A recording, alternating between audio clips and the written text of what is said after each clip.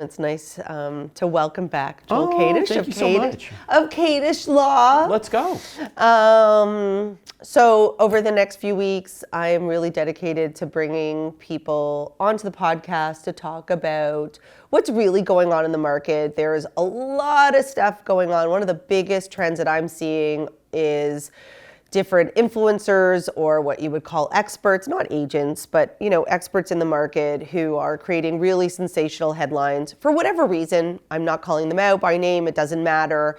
But they've gotten, even the likes of me, who's pretty level-headed, on the ledge at times going, oh my gosh, is that really true? Is this going on? And made me make some phone calls only to be told, to calm down.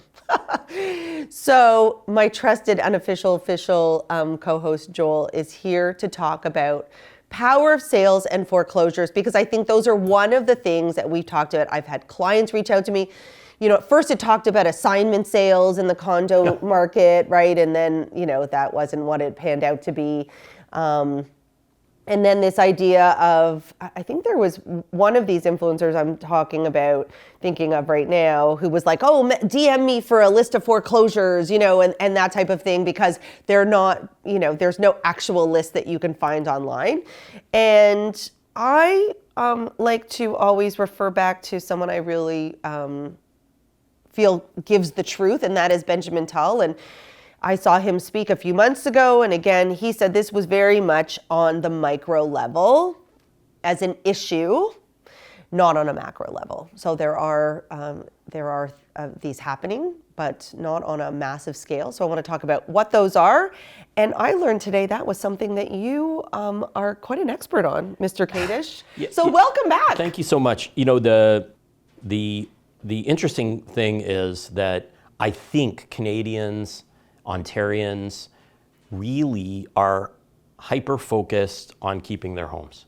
And what I mean So are the banks, by the way. Yeah. I also want to start that off. Yeah. I think that that's what people don't understand also is the bank is the owner of your home. I always say that to clients. You don't actually own your home. The bank owns your home. That's why they do an appraisal, and they want to make sure that they want to own this house with you, correct? So let me just take you through a really brief history of memory lane of common law in Ontario and Yeah. and back to English. So our real estate law comes from English law. Okay. And I want you to think Or about Commonwealth, yes. feudal times where somebody who owned a farm went to the feudal lord and said, I need to buy more acreage so that I can generate more apples. Right. And I can make more income and then you'll get a piece of that. Right. So this is really the beginning of what you could call interest payments, right? So, we have this basic fundamental concept that land creates wealth, right? Hasn't changed, honestly. But back in the day, what happened was the feudal lord said, that's fine. You will, in exchange for the loan, you will transfer the land to me. So they actually transferred the land to the lender. Okay. And then if on the day set for repayment, the person didn't repay the feudal lord, the land was his. And at law, what they decided was, this is inherently unfair if the guy pays a day late. So they introduced this concept of equity or fairness into the system, and they stopped actually transferring the land from the lender, from the borrower to the lender. Right. But your statement is actually historically accurate that, the land was transferred from the borrower to the lender. But when a lender lends you up to 80% of the value of your home, the one thing they want is their money back. Right. They're not in the business of defaulting. Right. But they do not want to set you up for But they're also not your partner. So if the property value goes up, you wouldn't give them a share of the profit. Correct. But if the property value goes down, they're not your partner. Right. They want all of their money back. Right. So because we feel like the markets are declining, these terms are so funny. You and I talk about this all the time. I know your clients, my clients say the same thing. When is the market coming back? Well, the answer is the market is what it is right now. I was also going to say, what does that mean? Yeah. What does that mean? So COVID, is it going to come back to COVID No, levels? no. You and I both know no. That was like historically a crazy, inaccurate Do you want time. another pandemic? No. Nope. And the values, were greatly inflated for a number of reasons. Now, post-pandemic, we had the interest rate hike, which forced pressure into the market, and now we're somewhere new. But to say our value's going to come back to COVID levels, no. After COVID levels, probably not. So what's your view on like what the short term is? What do you think it's going to be? I think we're going to have a rocky few years until Trump is out of office. Yep. How's that? I'd like not to get political. No, it's not but political. Everything right now, unfortunately, is, that like the buzz term is uncertainty. Okay. So, I like that. Yeah, I would also say human nature is to do what everyone else is doing. Right. And so what happened during COVID was everyone was buying houses. So everybody wanted to be like everybody else. And so they went out and did it, even though it may not have been the right choice for them or the right time, or they stretched it or whatever it was.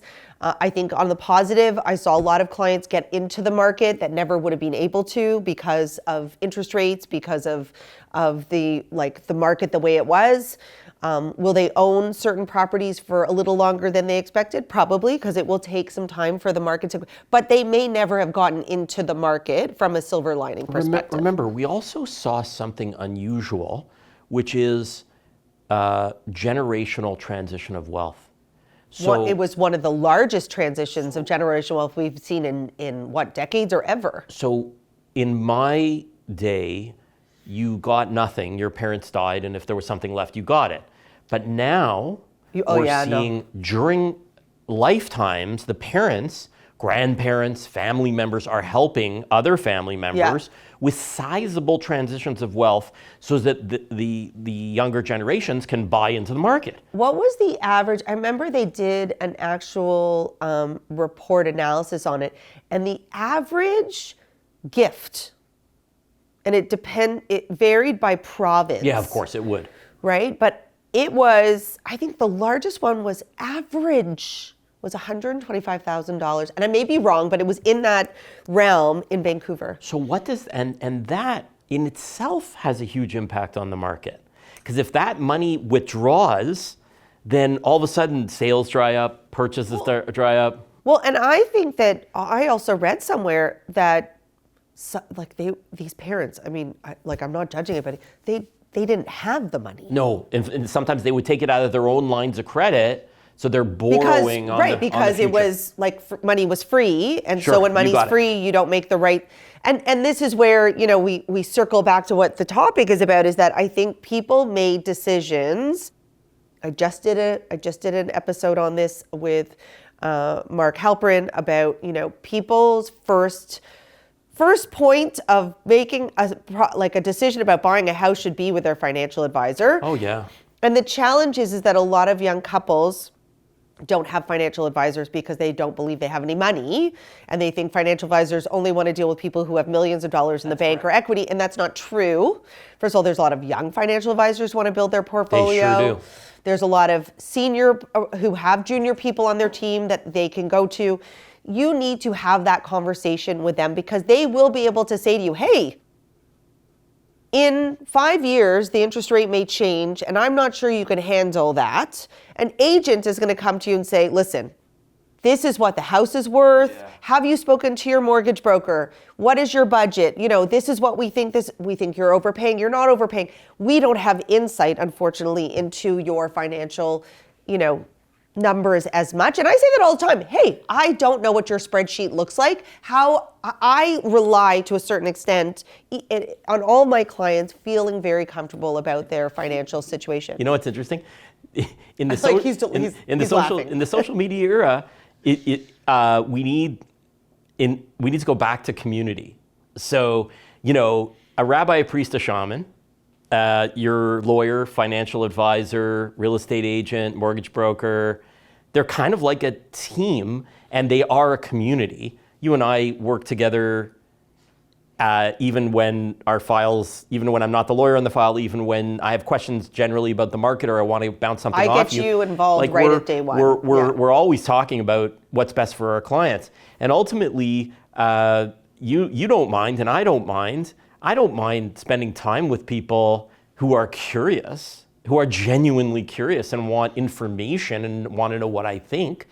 And I'm glad to share that because I want our clients to make the best decisions for their families. And ultimately, that team is what you need. Let's go back to what we were going to talk about. We always roam wherever we want to roam, but I just want to talk about what happens. So, let's set it up, right? You have a young couple and they both work at large corporations. Okay. So somebody works at a large telecom and somebody works at a financial institution. Okay. So a bank and pretty secure. A bank and so they look like everything's fine. Yeah, and on paper it looks really good. And they're each making $100,000 a year and they have benefits. They have a kid and they have bought a home and they used CMHC financing, so they borrowed 85% of they had less than 20% down. Less than 20% down. Yep. Now they live in Brantford, and the property values... You're hot for Brantford today. I am. The property values have really slipped. Okay, so the property values have really slipped. And on Tuesday, one of them gets laid off. And that's the reality today, right? Mass layoffs in tech, mass layoffs in blah. Will banks have tellers anymore? The future of banking is obviously not bricks and mortar, right? No. So they're going to lay off tens of that. The layoffs will be massive. So and yet the lines are still so long. Anyway, well, that's the point, right?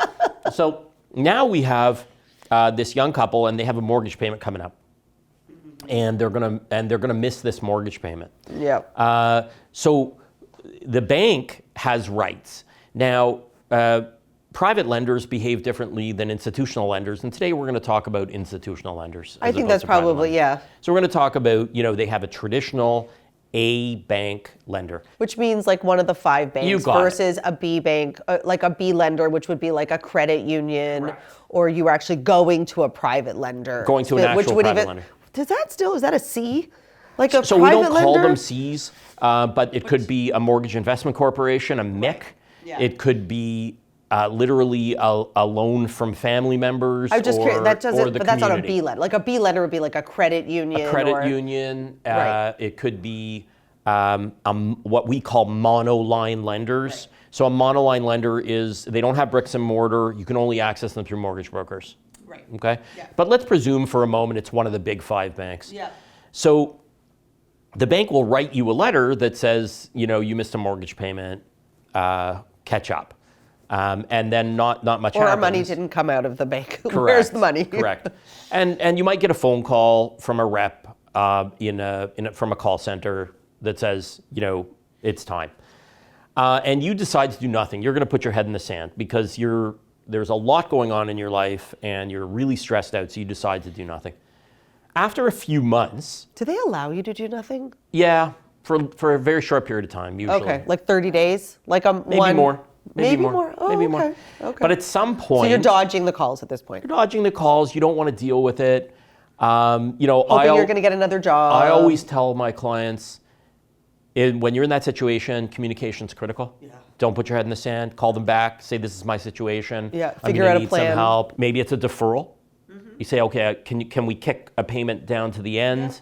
Yeah. Which most of them do. And most of them really do want to cooperate, and they will treat you with respect, provided that you communicate. Well, and hopefully you've got some kind of package when you got, like it'll, you're thinking maybe it'll get better. It'll get better. This too shall pass. Exactly. Okay? And it always does. But now, what are the bank's options? So let's not talk about this young family. Let's talk about what they can do. So the first thing they can do is sue you.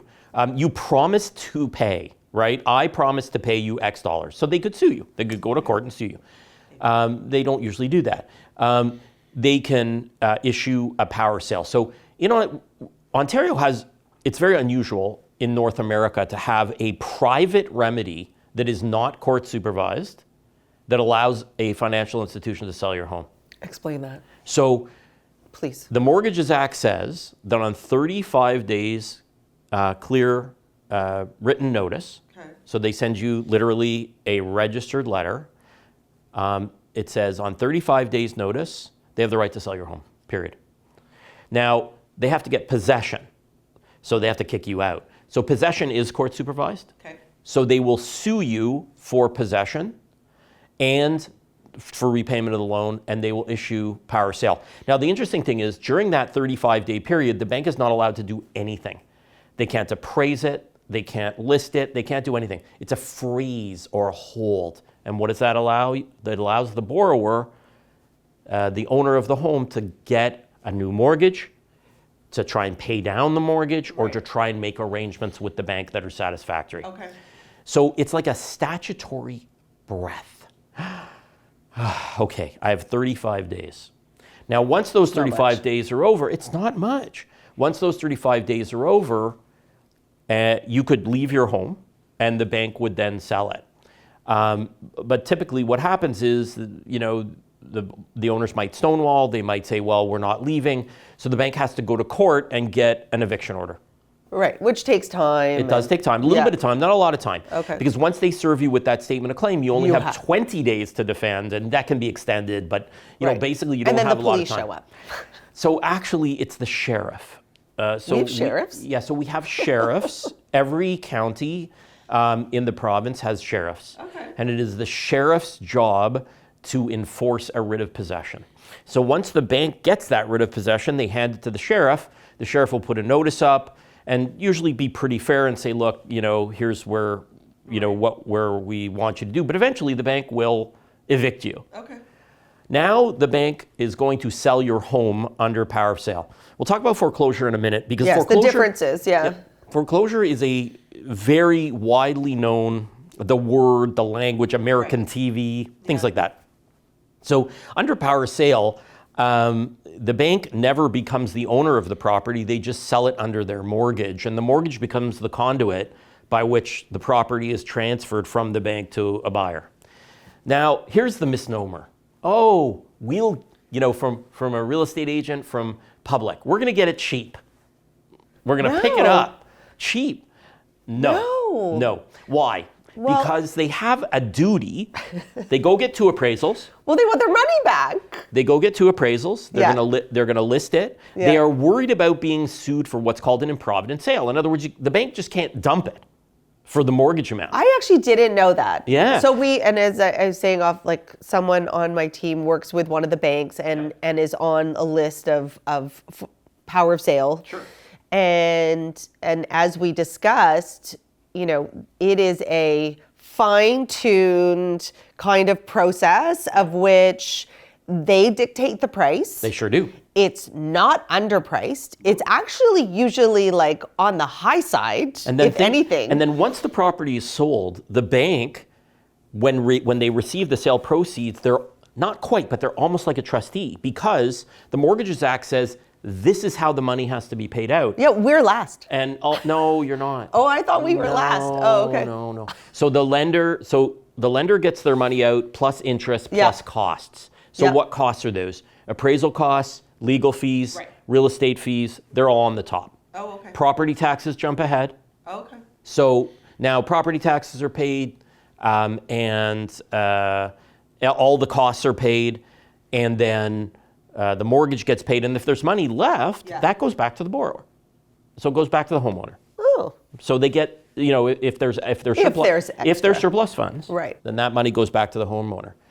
Let's talk about foreclosure for a minute. So let's think about the basic concept of foreclosure is this. The bank takes the land instead of the promise to pay. Okay? So they become they pay land transfer tax, and they become the registered owner of the property. And they can do with it whatever they want. Why is that more prevalent in the US than it is here? Because they don't have power of sale. They believe it should be court supervised. And a foreclosure is completely court supervised. It's commenced by a statement of claim, whereas under the Mortgages Act, you just issue a notice of sale. So not court supervised. do they get the same, like, do they get the same leeway in like the processes of we're giving you a chance? 100%. Okay. Notice is still given, but here you're just issuing a statement of claim, and you're saying, I'm going to take the land. Now, here's the interesting part. So they just take it instead of selling it. You got it. Now, most lenders do not want to be the owner. They don't want to pay land transfer tax. They don't want to have all the they're not problems. in the real estate business in that way. Yeah. So that's why they choose power of sale. But the interesting thing about foreclosure is if the property value is higher than the loan amount, right, the borrower can go to court, the owner can go to court and say, no, this isn't fair. Right. You're going to get more money, right? You're going to get it all, the bank. Right. And the borrower can flip it into a sale. It's called a judicial sale, and that is a court-supervised sale. Huh. So now we have a So very sale. unusual in Canada. Yeah. When would it happen? They only when, like, private lenders will often foreclose if they think there's value to be had. Gotcha. Right? So, The financial five banks, institutions, no. They don't don't have the bandwidth. They don't have the bandwidth. So they have lawyers. Right. And the lawyers are chosen very carefully, and they have strict processes for reporting so that these files are moved along. And it ends up with a sale. Now, if there's a deficiency, so the property is sold and now the bank doesn't get all their money back, then they can chase the borrower for the deficiency. Right. They can sell their watches, seize their bank accounts, and grab their a portion of their wages. Yeah. So they can garnish. If you have a watch collection and you're in foreclosure, there's a big problem there. There's a big problem. So I don't mean to laugh. That's and remember, not right. This is only residential. Commercial, there's other remedies. Commercial portfolios, there's other remedies. But we're talking about the average homeowner in Ontario. So I think what's most important to take away from like just understanding what power sales are and foreclosures is that, again, unnamed person had a conversation recently with an agent telling me that, kind of a slower start to the year. We'll get into that in another episode, but he was really going to focus on, power sales, for those buyers who were looking for a deal and looking for some quick business for himself. So there's all sorts of wrong in that conversation, and that's fine. And I don't mean like no names are mentioned, but the point is that if you are approached about something like that, it's very important to understand whether, is it a deal? Yeah. Just because you slap a foreclosure label on it does not mean that the power of sale not at all. Is a deal at all. And now let's talk about this is much more interesting. We've talked about it. I just want to tell people this, and I mean this sincerely. Yeah. If you're in a position where you can't pay your mortgage back, I think communication is critical. But call your lawyer. But the Law Society has a referral service where you get free 1/2 hour consultations. And I encourage anyone, if they are in this position, to seek out legal advice as to what they should do, what they should say, what they shouldn't say. Take advantage of the referral service, because you can get some really good free advice from the people who are on the roster list. And it's on the Law Society website, lso.ca, for people who might need it. And I'm being very, very serious. Because it's really important to protect yourself. Yes. Because you do have things to protect. You are a stakeholder in this whole process. But now let's flip it around. You're a buyer. Okay, so you're buying. You've. By the way, attention everyone. Yeah. I have to say, I really do think, and this is, you know me. Yeah. I'm not the one to say anyone should rush out and do anything at all. Okay, but this is one of the best times to ever be a buyer ever. Yeah, so it's a very interesting time because the market is very segmented.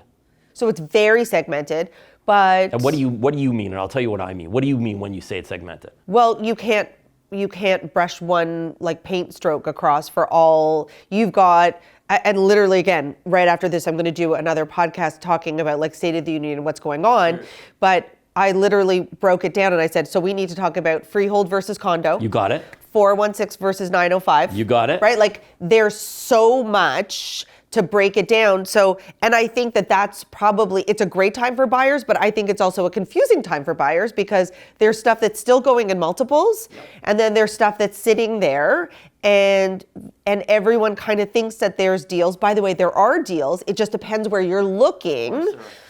But I have a great story. I did a video on it the other day that I have this lovely young condo buyer looking between Yonge and Eglinton down to Summerhill along the Yonge line. Sure.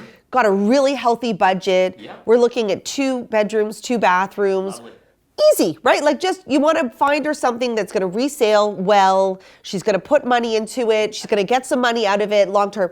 I can't find anything. So there's here are the 2 products that are on the market. 600, less 600 micro units? No, you want, right. No, but this is what's on the market. No, but 2 bedroom, 2 bathroom. Yeah. I'm not, in what I'm looking for in my alerts to filter through, nothing under, I actually said, I don't want to see you buy anything actually under 700. Yeah, okay? I agree. So we're looking at over 700. So we either have new condos with lower maintenance fees and you've got your hallway kitchens, okay? Horrible layouts, okay? So that's, which she's very pragmatic, sees that that's not a good idea. She doesn't want it. She wants the older buildings. So then you have the flip side of the older buildings that are like, as soon as you see this, 900 square feet, $599. Yep. Scroll down, maintenance fees, $1,900 a month. $2,000. $2,000, it's right? Another mortgage. And another mortgage, but it covers all of your utilities. It doesn't matter. It doesn't matter.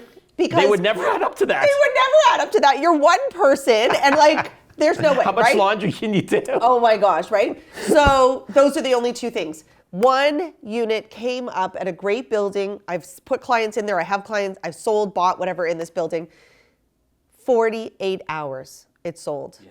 Sold. So again, good layout, older building, decent maintenance fees were around $1 so before you said the market was segmented. And the client is like, what? So before you said the market was segmented, but now we found a segment in the segment. Well, no, you can listen. The condo market, and that's why I was saying to you before we started. I need to find someone who's in the condo builder. I don't know. Trying to figure out who that person would be to talk about what is going on there and how things. Because I really don't think that in 5 years we're going to get rid of all of our condo. We're now totally going off topic. I know. But welcome to Joel and I. Yeah. But I don't think in 5 years that we're going to go through all the condo inventory.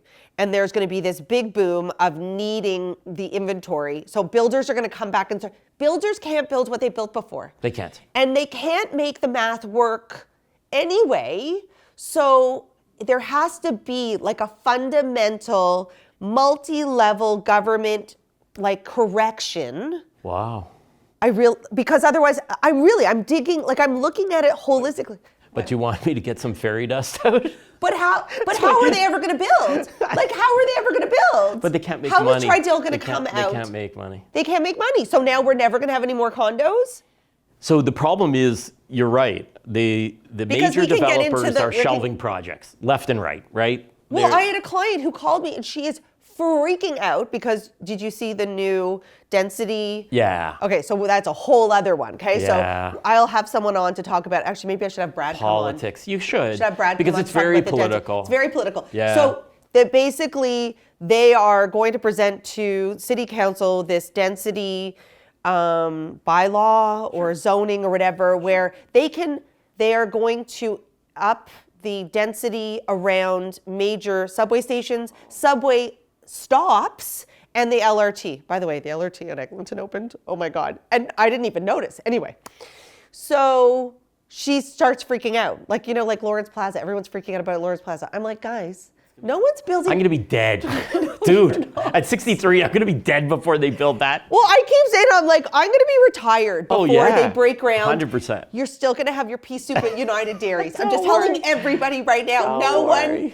Let's not picket that just yet. Right. No so let's let's not worry about that. So let's talk about what's going on in the condo market because and what are you seeing? Yeah. Are we seeing power sales in homes?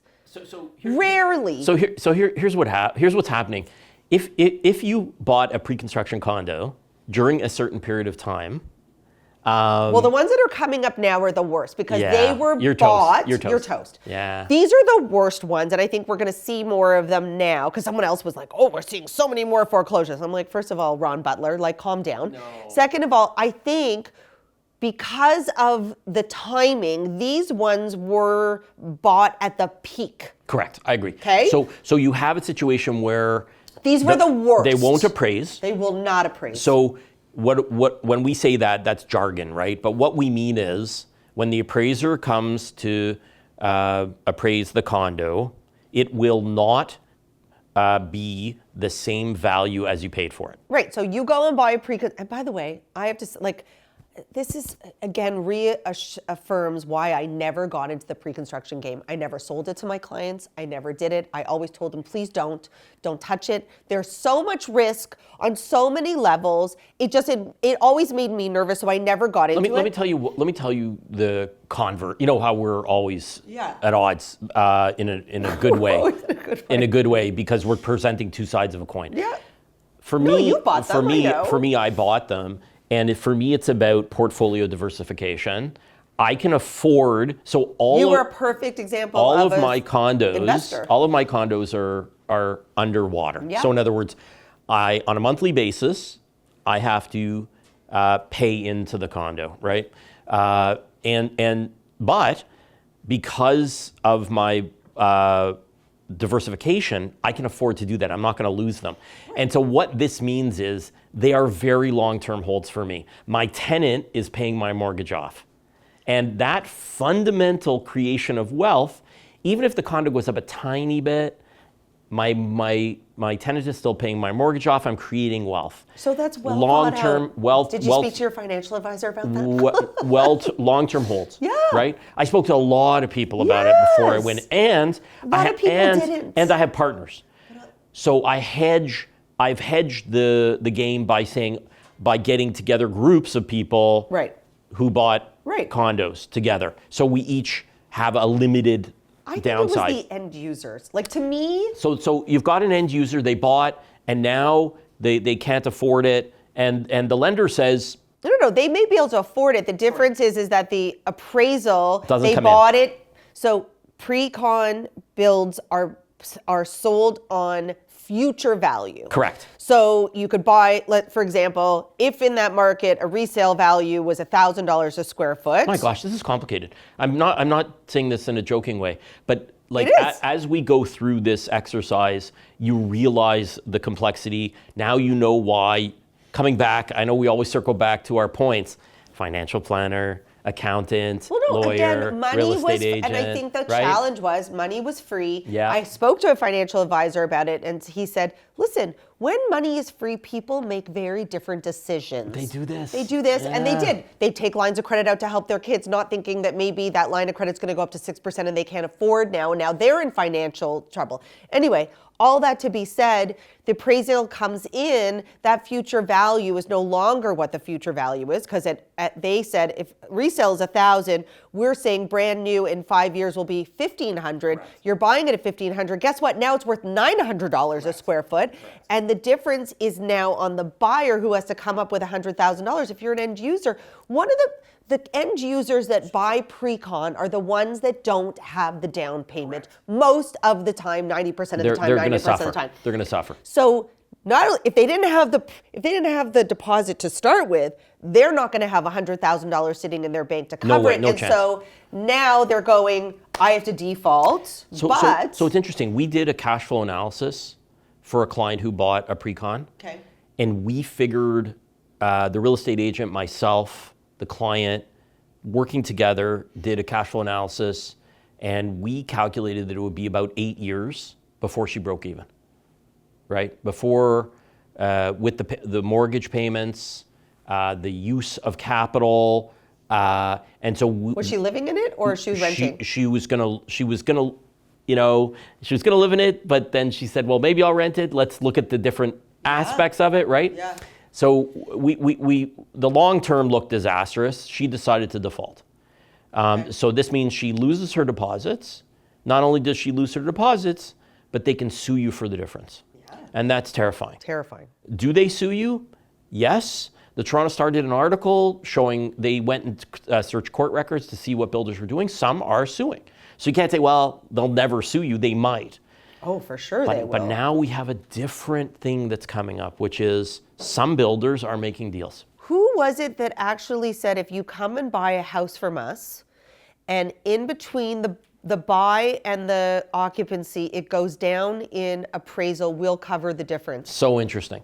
I hadn't heard that one, but what I've got is a situation where it was one of the big ones. It was so smart. Where a client of mine defaulted, and now the builders come back and said, "Hey, well, how can we help you with a vendor take back mortgage, with a discount, with some credits, payment plan." Yeah. So the bill, because I want people to remember, builders have an underlying mortgage. They've got to pay that mortgage off, or otherwise they're going to go into default, right? So there's layers to this game in terms of the net impact of overall defaults on the whole system. I actually think I'm very curious to see how many defaults will be on these projects of people who have bought properties that can't. Like there was the receivership at Bathurst and Wilson. Sure. I saw a huge one when I was out for a lovely long run in the freezing cold on Sunday morning, right at the corner at Post Road. Sure. And what about York? 40%, the big sign, it said 40% sold, spring 2026. 1 Yonge Street? 1 Yonge, that disaster at Yonge and Bloor. So we've had and didn't someone just take that over? Yeah. But there was a receivership, court appointed, and again, that's a whole different process. But essentially, the court says, we're going to put the debt aside. We're going to let this new person come in and finish them and sell them, and then a whole bunch of people get wiped out. So, and we have had situations where under Tarion protections, the buyers got their deposits back. A different show. But what we're really pointing out is, if you can't close on your pre-con, get your community together before. Don't say anything to the builder. Don't say anything to the builder's lawyer. Get your community together. Lost Society referral service. Come up with options. Present options to the builder, and don't put your head in the sand. If you get served with a statement of claim, please don't put your head in the sand. Please take steps to defend yourself. But every week, I'm getting phone calls. Can I get out? Very difficult conversation. Every week you're getting them? Every week I'm getting those phone calls. About condos? About condos. Tower condos, typically outside the GTA. Not in Toronto. Not so much in Toronto, but in Toronto too. But I'm finding that I get referrals and phone calls just saying, can I get my deposit back? And I'm telling you, I'm not saying no, but it's an uphill battle to get your deposits back. Builders aren't just like, here you go. They also have the deposits. Well, they're not handing it back. So why would they give you a release? Why would they let you out of any obligations? Because they already have the deposits. And they're also not going to be able to recoup it or resell it. They can't. So before we ended, I realized that I didn't get to one question, which was on the other side of the power of sale, which is that we touched on the fact that the buyer. The seller can come up with the money. Oh! Right? So this is where the whole idea came from for the podcast. Let's talk about, so I'm a buyer. I've bought a foreclosure. Again, another reason why I don't love this. So let's talk about the schedule. So it will say, for our realtor friends, it will say Schedule B must be attached. Yep. And that's a for a foreclosure, it is huge. It's huge. And what one of those clauses says is, if the moment before you close, the borrower comes up with the money, so we call this redeeming the mortgage, right? They come up and they pay the mortgage, or they pay their arrears if the mortgage is in its term. Your deal's done. So you're on your moving truck. You're headed over there. Your lawyer says, we're going to be done in an hour, so head over. And your lawyer calls you and says, there's been a court application brought. Your deal's dead. And now you have nowhere to live, and you're on the truck. You get your deposit back. You get your deposit back, you get your deposit back, but you have no place to live. Oh, well, got no place to live. Let's talk about the other thing. In the agreement of purchase sale, in that Schedule B... Can you cross that out? No. Non-negotiable. Non-negotiable. Because the lender does not want to be in a catch-22 where they get sued by the borrower and you. Right, got it. And the buyer. Okay. So they won't allow that. Okay. So no, that is a risk. If remember, you get a foreclosure... Oh, by the way, do you own the fridge, stove, washer, dryer? on a power sale when you buy it, the property? Do you own it? It should come with all. No, you don't. So if that fridge, stove, washer, dryer has been financed, Oh, if it's being financed. and somebody knocks on the door one day and Right, says, right. I'm here, Yes, fridge, yes, stove, yes. washer, dryer, gone. But your agent. No bill of sale. Right, fair. Can't get it. Your agent should make sure that they understand from when they're buying it who owns those, who They owns the can't. chattels. They can't. Why can't they know who owns the chattels? Because the bank doesn't know. And the bank won't tell you. The bank is selling the property. And they have no idea. They have no idea. Huh. See, you learn something new every day. And See, this is why I don't touch these and things. what about the the furnace contract, the hot water Yeah. tank? They could just come and take the furnace. No, not that. But you're stuck with all those contracts. The bank is going to say, we're not paying any of those out. Right. So you're stuck with all those. Hey, what about non-residency tax and HST, Vacancy tax? home vacancy tax? They can all land on the purchaser's head. So be careful. And none of that has to be disclosed or you can't get the information. It's all in the agreement. But none of it has to be disclosed because the bank doesn't know it. The But bank again, doesn't know. representing the know, buyer, yeah, you're you screwed. put all this in your Schedule B, Yeah. right? Because we have, as a standard, Remax, for example, has Yeah. that in your Schedule B. But what if the agent? Oh, the bank wouldn't allow it to be there. Bank will not allow it to be there because it doesn't go to the selling agent. It goes directly to the lawyers. Right. And you know what they that's right. have? So many pencils. Oh, have they got pencils? Oh, you know what they love to? Pencils? Yeah, you know what they love to do with those pencils? X things out. Isn't it like a red pen, like grade 4? It is. I will show you. I'm going to email you one later so you can see the carnage that the lawyers did on these standard realtors agreements. And unless you have experience in power sale, like you would call me right away and you'd say, Joel, we got to have a three-way with the client. Oh, yeah, there's because no way. the client really needs to understand. But unless you have that at your disposal, I don't even like careful. houses with tenants in them. Okay? Oh, That's- jeez. Do you know what I mean? Oh, my God. I always say this is my standard line. Do you want to bring? I don't you know what? like risk for my clients. Let's bring on you. Let's get a paralegal in here. Yeah. Who specializes in residential tenancies. Yeah. Oh, And- what's her name? And Your friend? my friend yes. or anybody, and they Yeah. will tell you the horror stories. Oh, I think we need to do an episode on that. That would be so on good. that. Oh my gosh. Don't buy power sales. Let's just Please don't. Before we go, I just want to encourage people. This stuff is sophisticated. It's complicated. Yeah. And there's real consequences. So please don't isolate yourself in And the don't- also the internet deal. world. Also the Don't chat deal. GPT it. Don't do any of that. Don't chase the deal. Get Please a community. don't chase the deal. Get a Please. community together. Yeah. Talk to your community go sit in somebody's office in a boardroom because I'm telling you, ChatGPT does not know the answer. And I want people to be. Lawyer his hourly, just 1 hour. Just 1 hour to get good advice. I just want people to be safe. Yeah, no, like I know, me honestly, too. I then know. we've talked about new builds, we've talked about power sale, foreclosure, we've talked about a lot of really complicated things that we could spend. Lawyers spend days studying this stuff, right? Days in classes with senior lawyers and case law, and let's not, undervalue how complicated it is. They're lucky if they have you and me. Sometimes they don't have a team Dynamic like that, duo. Yeah. and they get sold, and then they find out later. Because it was a quick deal for them. Quick deal. Yeah. They thought it was cheap. So please be careful. And we love you.